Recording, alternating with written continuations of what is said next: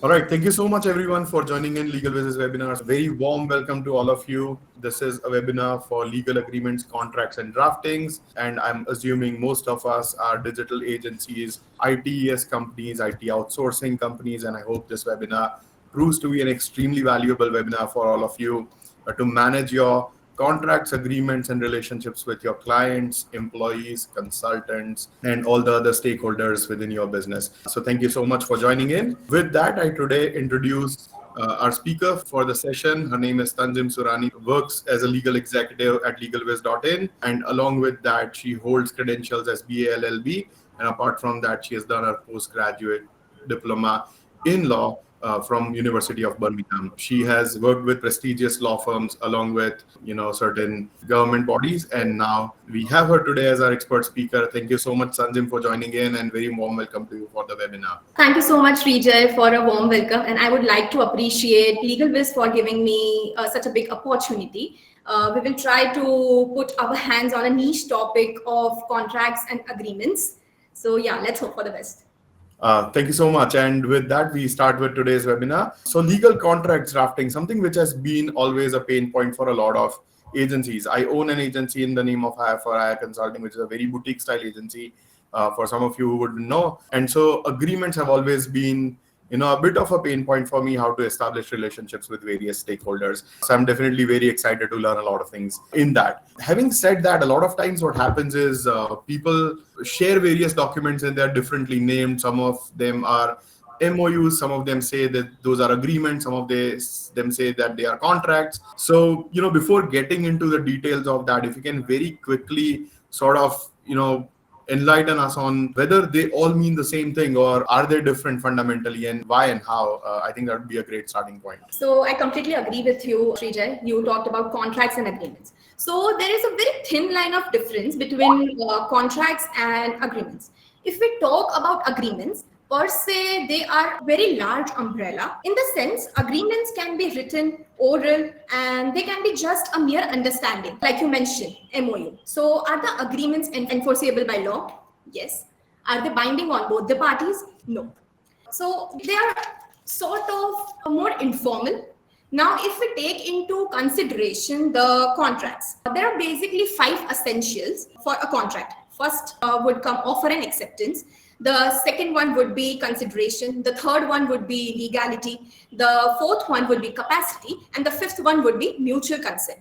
Further, contracts are formal and they are enforceable by law. Yes. Are they binding on both the parties? 100% yes.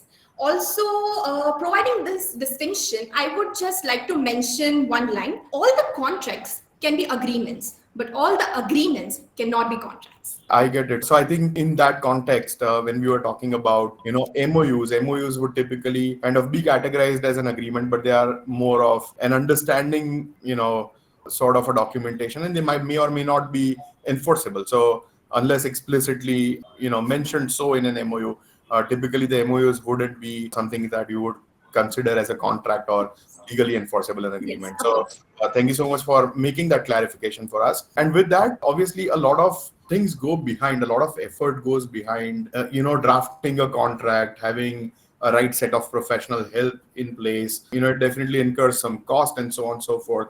A lot of times business people like us, they are very, they are in hurry to start work and start earning. For that matter, right? So why these contracts are so important? Can I not just, talk it out over a phone or have an email conversation with my client and really start working towards that? Why having a contract in place is so important? So I completely agree with you, Shrijay, because getting into the law stuff, it can be very difficult because there are many jargons used, right? So I would like to address one thing here. Are contracts mandatory? No. But is it advisable to execute one? Being a lawyer, I would say that yes, it is always 100% advisable to execute contract before entering into any sort of business relationships, because things will always be sweet and steady until there is a bridge in the picture. I would like to give you a practical example that I came across. So there's this party A and B. Party A was a PLC and party B was a freelancer. Now, what happened? There was a verbal contract between both the parties. Party B was supposed to provide services, and the PLC was supposed to pay consideration to Party B. Now, what happened? Due to some losses, the PLC was closed, but and all the payments were pending for Party B. But can he sue the Party A, the PLC? No. Why? Because there was no contract paid. It was just a mere verbal conversation between two parties that this party would be providing services and the other party would be paying the consideration. Hence, there are no legal remedies. There will be, everything at stake, and that person won't be getting the justified amount for the services that he provided. Hence, contracts are important. Absolutely. No, I get the importance of the contract. And I think to sort of establish things in more clarity, it would always be beneficial when the contracts are in place. And so having said that, and obviously if our speakers have any questions, definitely put the questions. Feel free to put the questions in the chat box, and we would definitely be very happy to take up the questions. If I can accommodate that within the session, that's great. Otherwise, towards the end of the session, we'll probably save some time for the Q&A. So Tanzim, you get ready for the rapid fire For sure. at that point in time. Again, having said that, usually as an ITES company, we deal with three different parties very broadly, right? One is our biggest asset class, which is our employees, right? So agency businesses are typically not asset-backed businesses; they are people-backed businesses. So employees remain to be the biggest core strength, or employees remain to be the largest asset in that, if I could put that in those words. So my relationship with my employees, I think that holds the paramount importance, right? The second thing is, a lot of times what happens is we might not have enough strength in-house or expertise in-house, and if we have some work, we tend to sort of have that outsourced or subcontracted to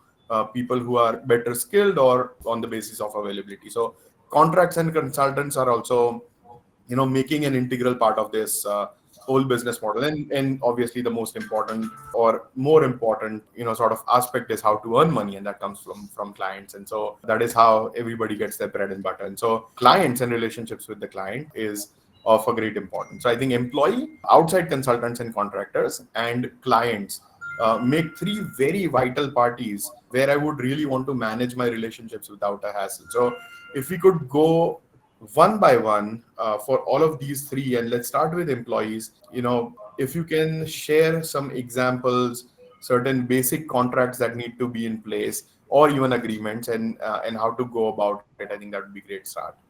You rightly mentioned, Shrijay, that employees are an asset for any organization. And you correctly said that there are three major parties for an agreement if you are into outsourcing business or ITES industry.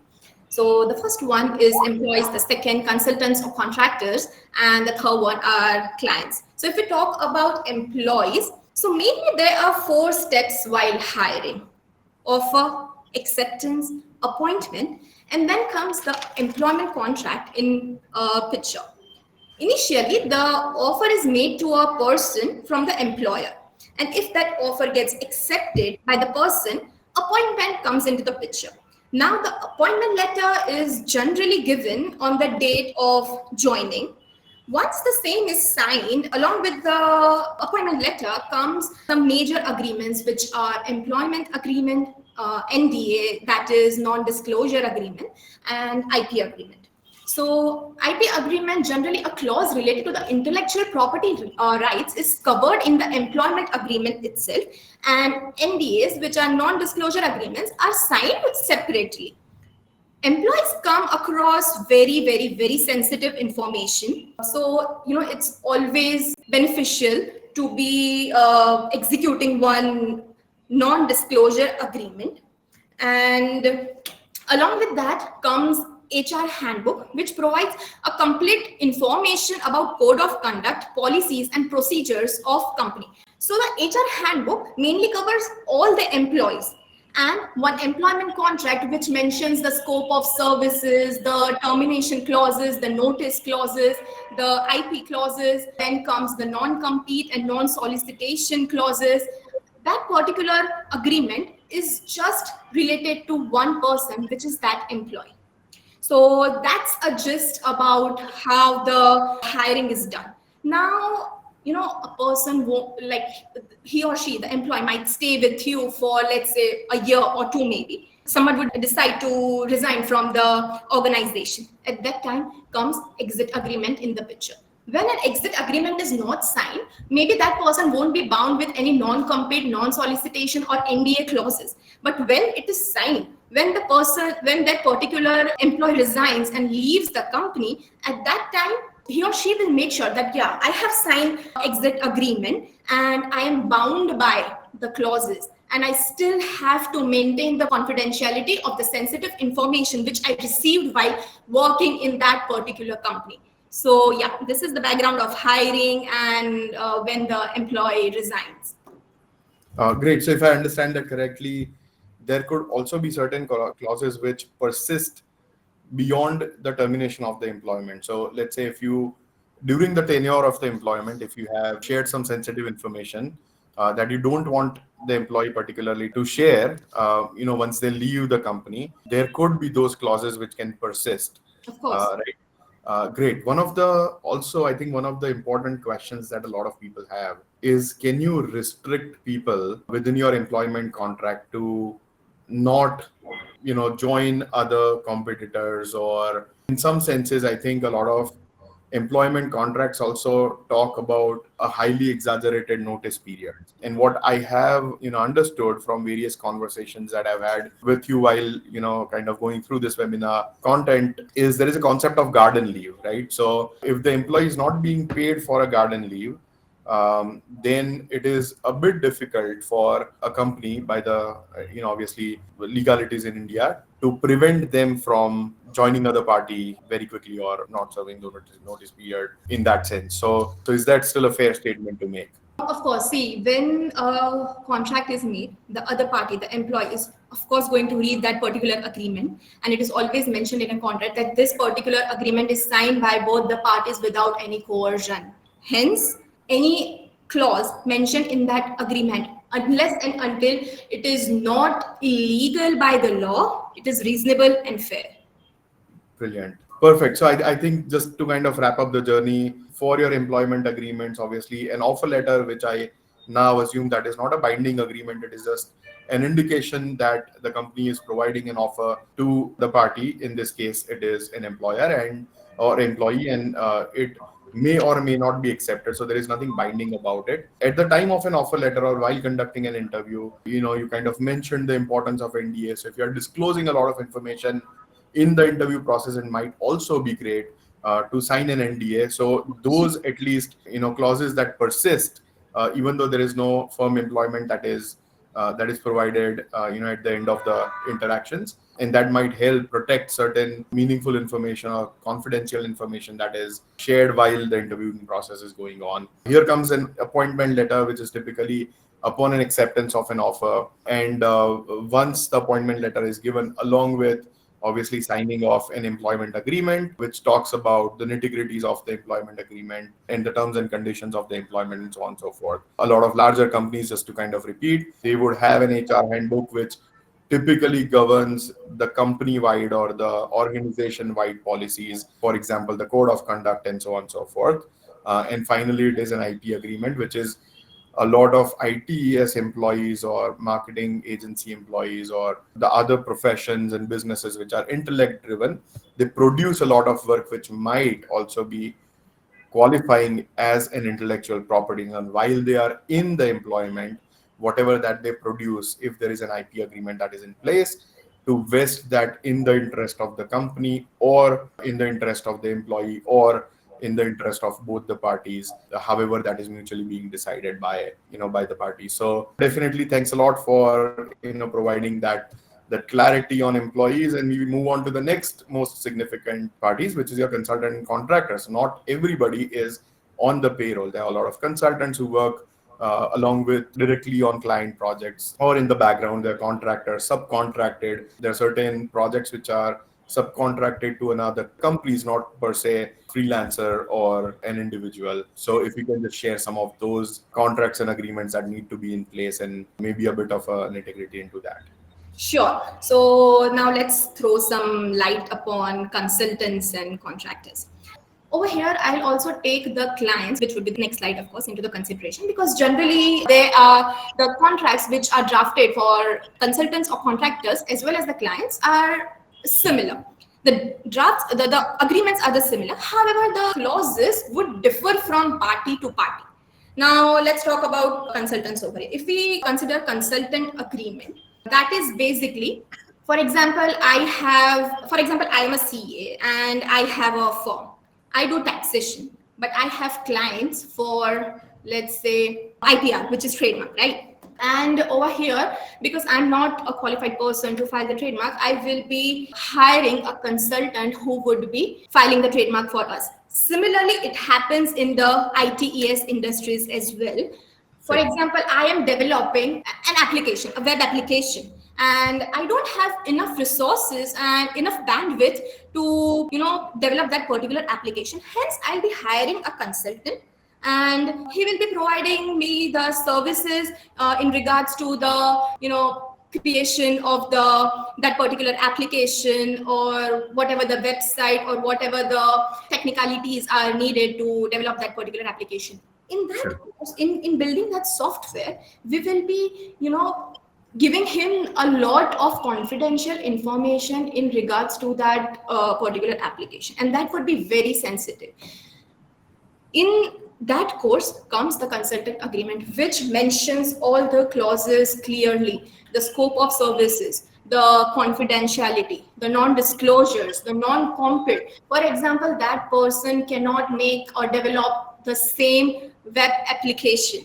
Then comes the IP rights. If that person is developing it, when a particular application is developed and that is a unique application, the companies might patent it, right? So at that time, if we are hiring a consultant and if we have not signed a contract, at that time, he might misuse the IP rights. He might say that, I have developed this particular software, hence the IP rights belong to me. No, that's not how it works. The IP rights stays always with the company who has hired the consultant, and the consultant will always waive off all his rights in regards to that particular software. And that would be against the payment that is being paid. So exactly. If that is explicitly being mentioned in the contract, that is how it goes. Otherwise, I think, since we talk about IP, and that is very interesting, that, software code, let's say we write a lot of code and per se software code or coding is not patentable in India, but in certain other countries, the softwares are patentable. Nonetheless, there could be a copyright issue around the novelty of the code. And so if it is not in the Copyrights Act, is very interesting because you don't need to actually register that. The rights gets vested with the party, whoever has created that at the time of creation and possession or the first possession. And so explicitly, if that is not part of the contract, that relationship might go southways. Exactly. Thank you for bringing that up. I think IP is a great angle to that. Yes. And so is the non-disclosure, because obviously all the developers work with all kinds of softwares, and so what to disclose, what not to disclose, what is classified as a confidential information versus not, what is information that is available in the public domain versus something that remains to be a proprietary information, for the company and eventually to the client, because obviously the IP right also is transferred to the client under the client's agreement. So absolutely, thank you for sharing that. Anything else that you might want to add to that? So if you talk about SLA and MSA, MSA and SLA, they have a very thin line of difference. MSA generally focuses upon the client and consultant relationships on a larger basis, whereas SLA covers the scope of services, clearly mentions about the scope of services which company would be taking from the service provider. And the main clauses, as I said, would be the non-compete and let's say non-solicitation. We have confidentiality, which we will be discussing in detail in later session. That's the gist about SLA and MSA. And if we talk about IP agreement, so generally what happens is, I came across one client few days back. He told me that they have a web application and they are giving that web application to a company in the UK to use that particular application.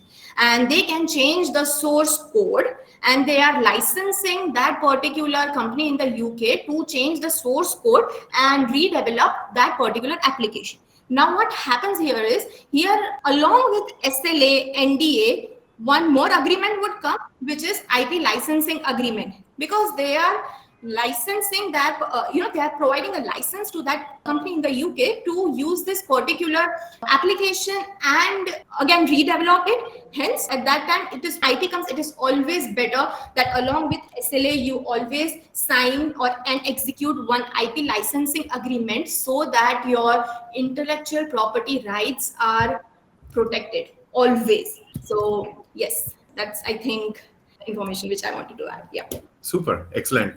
And I think, as you mentioned, I agree. What happens is how the consultants and contractors become a service providing party to the ITES company or an agency.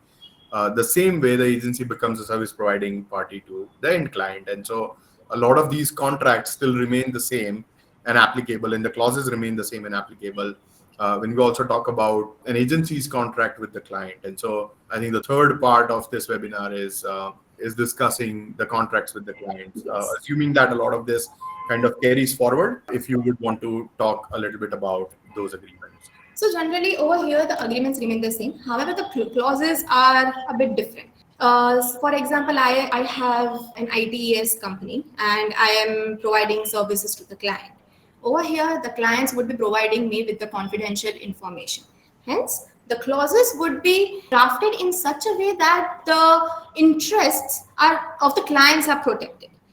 I'm not saying that the agreement would be biased and the company's interest won't be protected. No, of course, the company's interest would also be protected. But if the company misuses the confidential information provided by the client, then the company might face legal repercussions and consequences, and that might lead to litigation as well. I think that's the brief I want to provide for the agreements in regards to the clients, because most of the clauses would be similar. If we talk about NDA, yes, it would be similar, but it would be more applicable to the company, as they have to take care of that they don't disclose any of the sensitive information provided by the clients. Yes. Brilliant. Perfect. So that sums up the agreements with various parties. And in between, I think we have a few questions. So before we go to the next session, let's make it a little more interactive. I think there are some questions which are very valid. And so Ashita is asking, I'm an independent business consultant. I offer consultations remotely.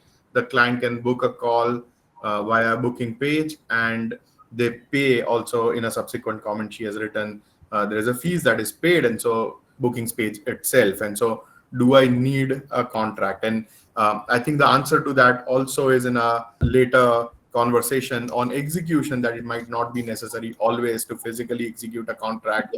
You can also have an opt-in for the terms and conditions, and which might allow you to bind the parties into a contractual relationship. So is that still valid? If I talk about electronic signatures, when we open a website, we have terms and conditions. We always have to agree to those terms and conditions.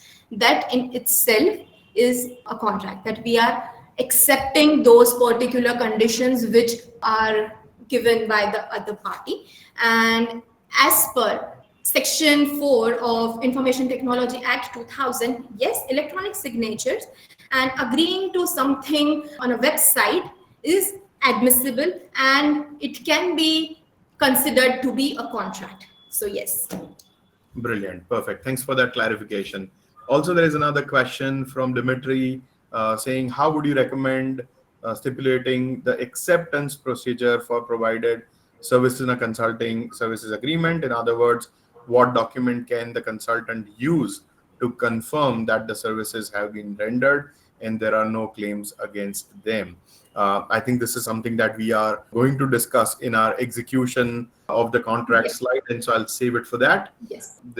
Thank you, Dimitri, for asking that question, by the way. We are going to get to that very soon. CS Suraj Bohra is asking, non-solicit clause are enforceable or not, because Indian Contract Act consider as resistant of trade. So is there any take on that? So as I said, when you sign the contract, the other person knows and there's no coercion. Yes, it can be a restraint of act when it is unreasonable. So for example, if I am leaving a certain company, I cannot poach the employees for let's say 1 or 2 years. We can keep a timeline for that particular non-solicitation clause. However, if we mention that you can't work with employees of that particular company for your whole life, that is illegal. Providing a timeline that 2 years, reasonable, it's fine. After 2 years you can work with that particular employees, and in those 2 years it is always mentioned in the non-solicitation clause that with the permission of that XYZ company you can work with that particular employee later on. So Right. So assuming that it is reasonable enough. So let's say you are a lawyer, you work with legalwiz.in, and then I say that you don't work for any law firm, and that might not be reasonable. exactly. But if there are specific instances where the business has a larger implication, if you go to any specific firm who is, within that competition zone, or it might lead to consequences, and if that is reasonably being justified, that could still be enforceable in some. Exactly.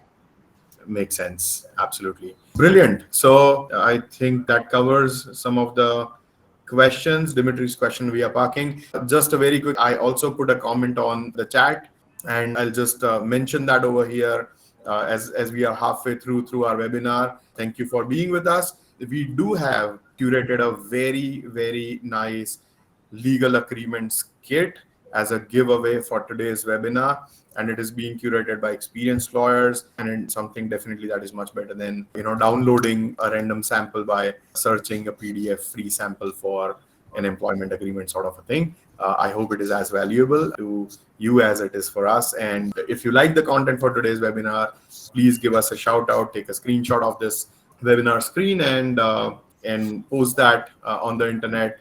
Tag us on your social media profile like LinkedIn or Instagram or Facebook or whatnot. LinkedIn is definitely a preferential choice as it is more professional. If you do so, our team would be extremely grateful, and as an acknowledgement of your kind effort, our team will promptly get back to you and send you over the legal agreements kit free of cost, which includes very well curated employment agreements, SLA, and non-disclosure agreement, and so on and so forth. I hope that would add a lot of value to your business. With that, we move on to our next section, which is obviously we talked about, what are different contracts that you need, agreements that you need, understanding documents or MOUs that you need with various parties or stakeholders. If there are any best practices that you can talk about, and those are visually available for our listeners on the slide, but any key oversight that in your professional journey that you have observed that happens one too many times with different clients,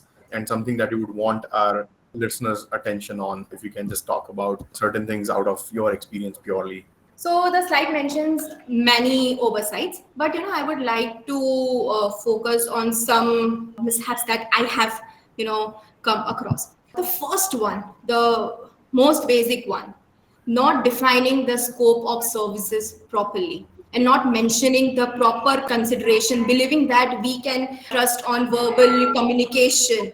That's not right. When it comes to legalities, courts want everything in written. Nothing verbal is accepted. The other mishap is basically execution. Okay, fine. We have signed an agreement and it's done. No, it's not done like that. After signing an agreement, you have to execute it, and then it becomes a contract. And I'll be covering the execution part over here as well, Shrijay. If I talk about the execution, always make sure that the agreements, be it any agreement, we always have to make sure that it is duly stamped and notarized. It is always better to pay 500 rupees stamp paper rather than facing 5 lakhs of loss. So yeah, that's the main thing. And the other, as we talked about electronic signatures, mainly outsourcing industries. If both the parties are in India, well and good, it can be signed physically and executed.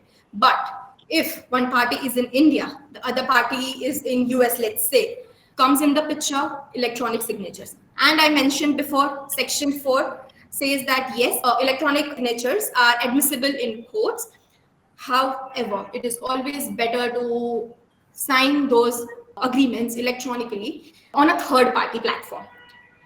If it is on a third party platform, it is admissible, but just merely pasting your e-signatures, that's not, admissible. For example, DocuSign. We have DocuSign, right, which is a third party The platform. third party application, very popular for Yes, and signing. people sign agreements through DocuSign, which is admissible. And there are certain other applications through which, while signing the agreements, they take retina scan, they take biometrics. So, those are the things which we should take care of rather than, later on running here and there in the courts. Absolutely, it adds weightage to the authenticity because there are verifications that are being done and so on and so forth. And I think I do have saved a slide for that, but definitely since you mentioned about this, makes that relevance over here as well. From my experience, one thing that and just for the sake of taking a vote of consensus, all of us participants, if any one of you has ever experienced a situation wherein you thought that the scope of work was something different and the client came asking for something different at the end, and you raised a change request and that was not approved or that was being heavily discussed, which brought in the bitterness in the contract. If that has happened with you, please raise your hand. My hand is raised on that. But I think there are definitely more people, and or maybe just put a comment on there or something like that. Arpit says he has been in that situation. I have definitely been in that situation. I'm sure it is a problem of a lot of other people. Mustafa says he has been in the situation. So that is definitely something which is of a consideration. And I think that is why, as you mentioned, it is so important to have a detailed scope of work being part of the contract. And so our SOW, either it goes as an attachment or an annexure of the contract, or it is included as one of the clauses in the contract. I think that makes just a lot more sense to include that and not have that as a separately hanging document. So thank you for bringing light on that. And I think the other thing that a lot of Indian ITES businesses in particular is about the jurisdiction. And I know that we have a slide to talk about that, but just to kind of mention the key oversights and what you should take care of is you should be very mindful of the jurisdiction that you select, because that is where you are going to primarily defend your case. And what happens is, if it is a very small money that is in jeopardy, a lot of times the legal consequences or the legal cost of recovering that money in certain Western countries becomes so heavy that a lot of Indian ITS businesses do not pursue that route of claiming legal help. So that's also something which is of great importance. A lot of times we don't really care about that, and we are in a hurry of signing the SLA or signing a services contract. And I think paying attention to some of these clauses definitely makes a lot more. And we have a question which so Arpit mentioned that the third party platforms like Adobe Acrobat, also you have electronic signature, which is yes. DocuSign definitely is a great platform. There are also other electronic signature platforms. Namrata is asking for some references. I think the one in Ahmedabad local market, Signet, has its own documentation signing platform. So there are plenty of those. If you Google, competitors of DocuSign, you will be available with a list of prime competitors of DocuSign who are also most likely as good. But these are some of the other ones. Dimitri is asking, will a contract be legally enforceable if the parties signed it and exchanged scanned copies of the contract in an email? Neither party has paper documentation signed by either of the parties. So if they are not physically exchanged, but they are duly signed, stamped, let's assume that they are duly signed, notarized, or apostilled in certain cases, countries, and all those validations and verifications are duly done. If they are shared on over an email, are they enforceable or not? 100% enforceable. We have IT Act, and yes, if a contract is duly signed, executed, stamped, notarized, apostille, or whatever, if you share the scanned copies on email, it is a communication, it is written, and it is acceptable and admissible in the courts. Brilliant. Absolutely. And CS Suraj Bora has a question. If a written contract is not stamped properly and thus not enforceable as a written contract, can it still be used as a supporting documentation for the argument's sake if there is a dispute, and how much of a weightage does it hold, or is it still something that you have as a validity to sort of enforce your understanding? So it is of course enforceable, but it is not binding on both the parties. If we take that particular agreement in the court, yes, the judges will admit it. However, what happens over here is it depends upon case to case and judge to judge. It depends upon the interpretation, how the submissions are made, how the facts are The submitted. representation. Yes, exactly. It completely depends upon the representations. So I think for that answer, it would be better if we know the facts and then we can come to this. Absolutely. So it could go subject by subject, Exactly. wherein it is to the mercy of representation and to the mercy of how how it is being read in the court, or how Exactly. it is up to an interpretation at that point in Yes. time. So, Yes. okay, Yes. perfect. I think there is one more question which says, can you please highlight what are the ways we can terminate a contract? So I know that there is a termination date for the contract and it automatically gets terminated. At the same time, there are certain survival clauses where even beyond termination, those clauses prevail. For example, your non-disclosure for so many more years and so on and so forth. So that we assume as a natural death sort of a contract timeline. There could be other terminations, like termination for cause and not for cause. For cause is any of the parties, let's say they are completely failing to perform the expectations of the contract. For example, you gave me a contract to code a software in Java and I don't know Java, and you figure out that I don't know it and I'm just trying to bluff around, and that is a for cause termination, which definitely shouldn't really happen with anyone, but that's there. There is always a provision, as I've read certain contracts that we engage with the client, is there is a remedy period wherein you can rectify things. And so if it says that there is a non-performance, there is a period that you typically get to get back to a performing state. I know that there are force majeure clauses where the termination could happen. For example, tsunami came in, and for a natural disaster, you are not in shape or fitness to perform the obligations of the contract, and that kind of leads to a natural death of the contract. So those are some of the instances that I obviously can think of as a layman. And Tanzim, if you have anything else, then definitely please chime in. So you talked about force majeure. So for everyone, force majeure for a common man, force majeure might be one big alien legal jargon, but it merely means that when there are unforeseen events, like you mentioned, rightly mentioned, tsunami, a pandemic, or a war maybe, or anything like that, the parties prevent themselves from performing the contractual obligations without any penalties. So no one knew about this particular clause until 2020. COVID came, and left, right, center, people were enforcing this force majeure clause. So that is the most practical examples, because so many people were saved from the penalties because of this force majeure clause. Yeah, I think the most talked about thing within that was whether paying rent for the office or not. I Exactly. think that was a very funny one. Exactly.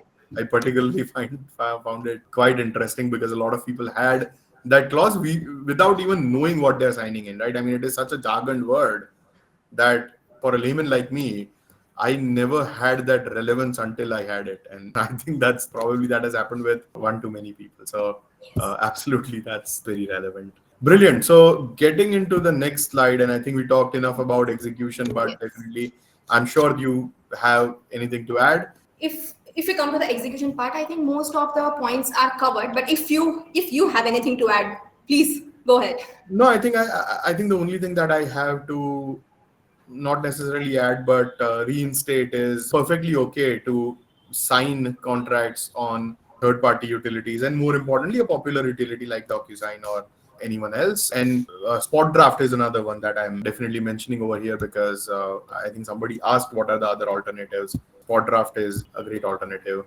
Apart from that, I think some of the validations, obviously, when you are signing an electronic signature way, if you're signing the contract, I think more validations that you put in, the robustness that the contract gets. For example, some of the softwares have, as you mentioned, retina scans, which is very unique to each individual. Some of them track an IP address, which can be identified to your address or your locality.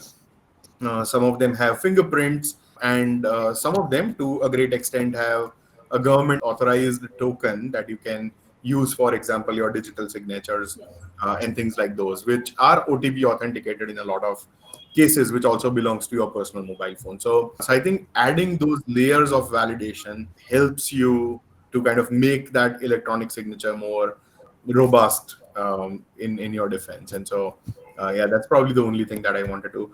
CS Suraj Bora has a question. Can we combine both non-compete clause and non-solicitation clause in one single clause? Yeah, we can definitely go ahead with both the clauses, that is non-solicit clause and non-compete clause. However, there is again a very minute difference between both of them. So it is always preferable to, keep the clauses different, just because we don't have to face any confusion later on. It is always better.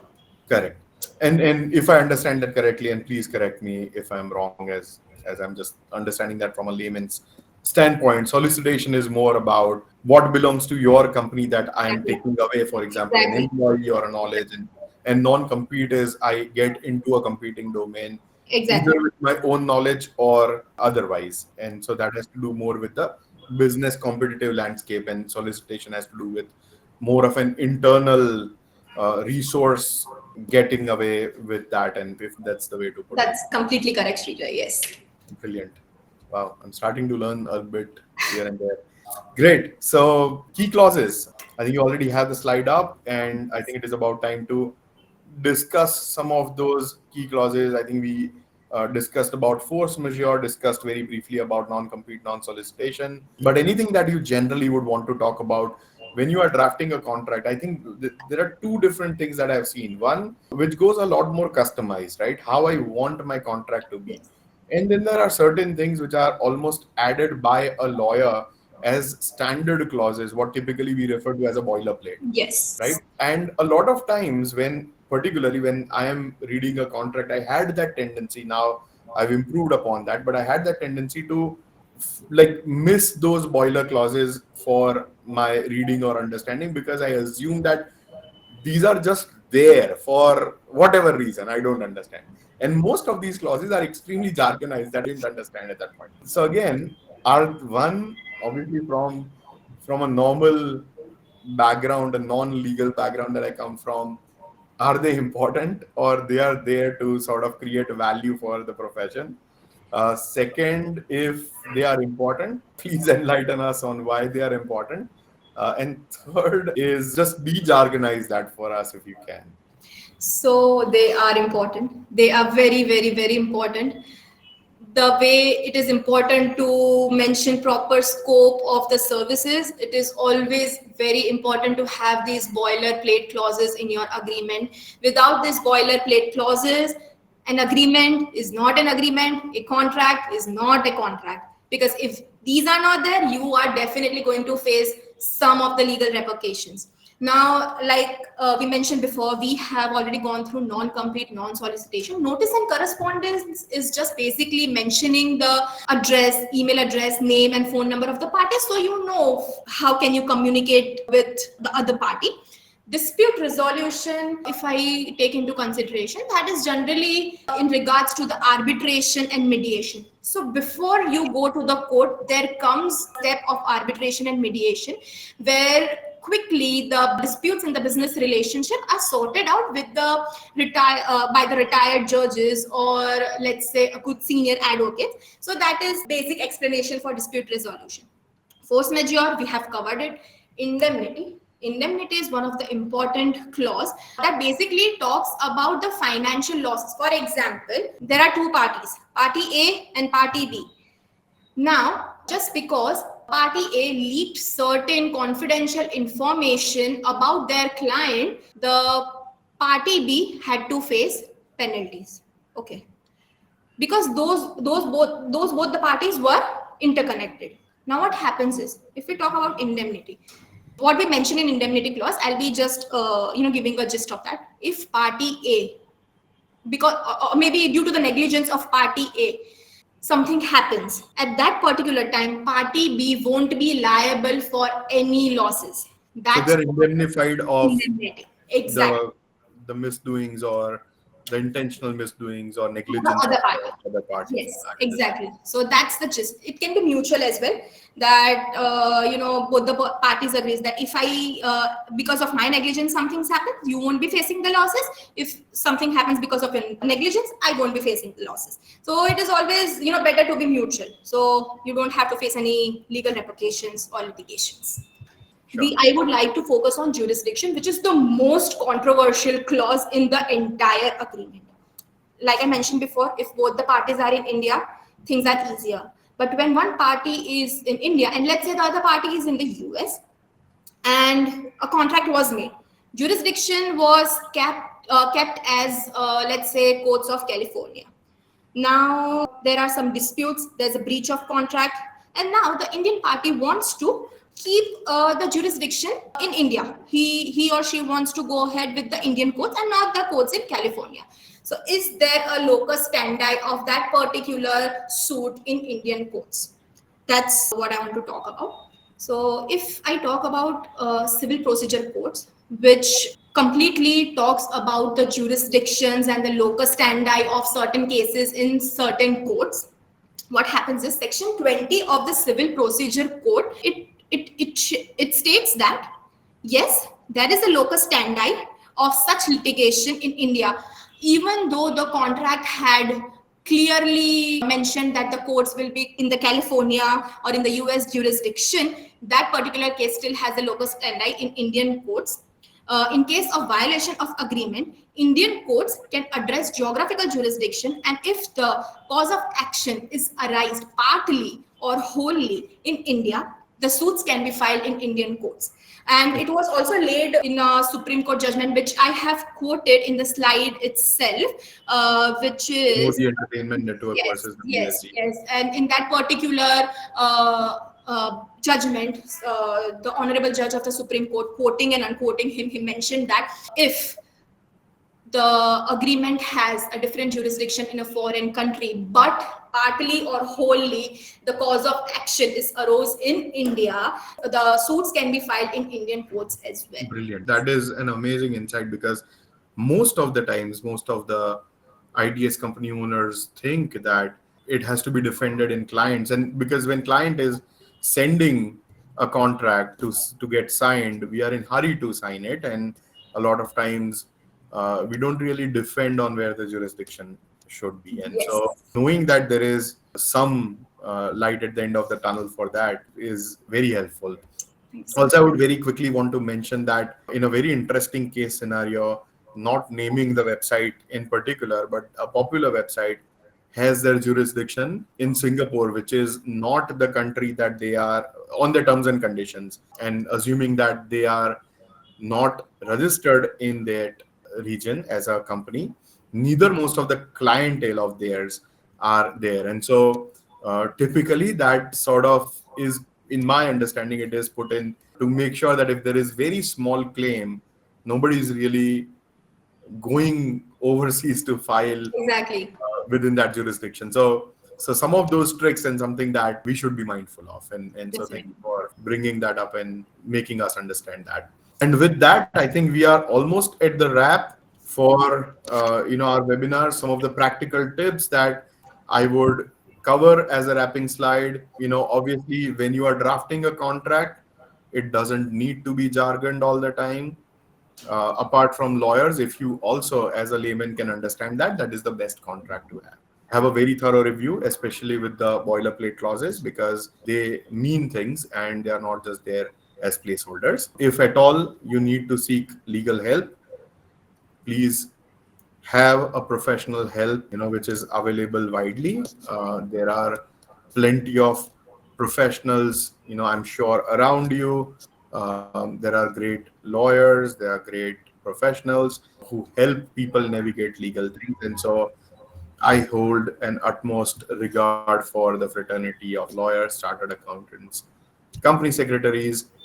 They definitely bring a lot of stability and robustness to our business. Finally, be comprehensive, right? Don't hurry or rush in entering into a contract. Make sure that it is comprehensive. Make sure if you are signing an SLA and you are attaching a scope of work, that work scope is comprehensive. so there are no disputes at the later stage. Finally, I think you should also review them regularly to make sure that you are in right standing of the contract. At the same time, the contract itself is in right standing, meaning that it is not expired. And having right contractual relationships in place, I think, takes the business a very different height and also gives all the parties a peace of mind. The idea to contract is not to have things in one party's favor.